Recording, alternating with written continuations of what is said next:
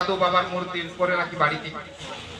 তখন উত্তরা চোখ বন্ধ করার বলতে লাগলো, ভগবানের রূপের বর্ণনা করতে লাগলো, আর বজ্রনাভ অঙ্কন করতে লাগলো, আর বাবা বিশ্বকর্মা তৈরি করতে লাগলো।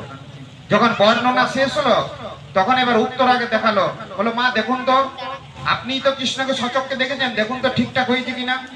তখন উত্তরা দেখে বলল যে সবকিছুই তো বর্ণনা করলাম, কিন্তু কৃষ্ণ যেমন যেমন আমি বর্ণনা করেছি তোমরা শুধু চরণ দুটি ঠিকঠাক তৈরি করতে পেরেছো, একদম এজ ইট ইজ যেমন ভগবানের ছিল সেরকম মূর্তিটা চরণ দুটি মাত্র হয়েছে। তখন বললো মা যখন মূর্তি তৈরি হয়ে গেছে তখন এর নাম কি রাখবো? বললো এর নাম রেখে দাও রাধা মদন মোহন। রাধা মদন মোহন নাম রেখে দিল। বললো মা আরেকবার আমাকে চান্স দিন, যদি আরো কিছু ভালো করতে পারি। আবার বর্ণনা করতে লাগলেন উত্তরা, আর অঙ্কন করতে লাগলেন, আর বিশ্বকর্মা তৈরি করতে লাগলেন।